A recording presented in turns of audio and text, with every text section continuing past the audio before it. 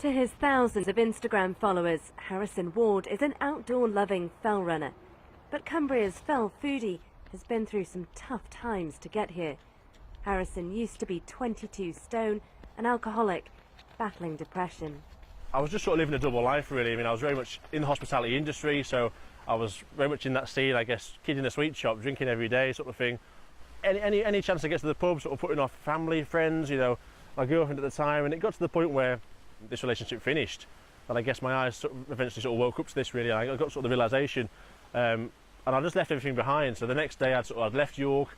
I'd been there for 7 years. I didn't say goodbye to anyone. I just went, I quit my job, I left my house, I came back to Cumbria where I'm from, and things just started falling into place again.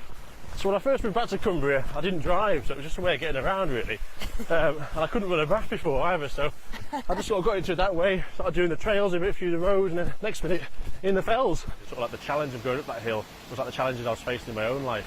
Even smaller hills like Latrig I was taking up at one point, it really felt like Everest, stupidly. And I had to stop sort of a good 8-10 times going up.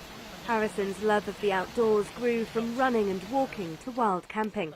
Then he combined his two loves and started cooking outside. So is this the kind of beautiful location that you use as your kitchen? This looks perfect to me. I think we can set up here just fine. Right then, give me a job then. What am I doing? Okay. He cooks on a wood-burning stove, and it's certainly not your usual camping meal. Oh my gosh, you carried that all the way up the fell?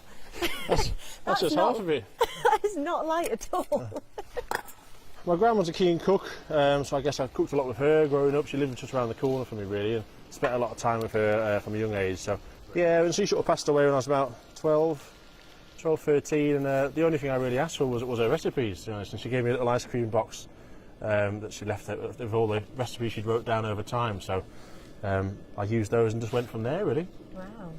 So at what point did you think, well, I'm going to combine these two passions and I'm going to do this in the outdoors?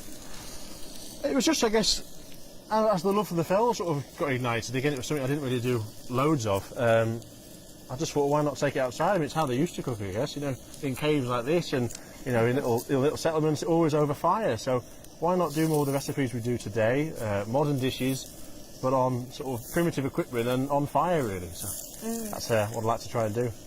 His dishes go on social media. Through that, he's inspired thousands to get outside and get fitter. So what do people say to you? They generally always ask me to go on their hikes, really, or can I follow them on their hikes to cook? To be honest, I think they're definitely trying to use me for something, I think. But again, if I don't take anything with me on a day hike, for example, they're always whining, saying, "What's this? Where's the food?" You know, you know, I can't get away with eating a sandwich anymore. You know, just like... You sometimes have to pinch yourself and think where you've come from, and that now you're the expert and you're inspiring other people to do it. So it's a different world looking back. I mean, it's only 2.5 years now since my life completely changed, and it feels like decades almost now. I mean, it's a stranger. It really is looking back on a stranger looking back. In just a few minutes, Harrison rustles up a gourmet dish. Okay, so we've got a rare rump steak there, roasted mixed peppers, green peppercorn sauce, and some rocket garnish. It's beautiful. Okay. What a work of art. All right, let's dig in then. Stick it in. Cheers. Posh food served on the rocks. Fiona Marley Patterson, ITV News, Rydal Cave. That's good. Best camping food I've ever had. Thanks very much.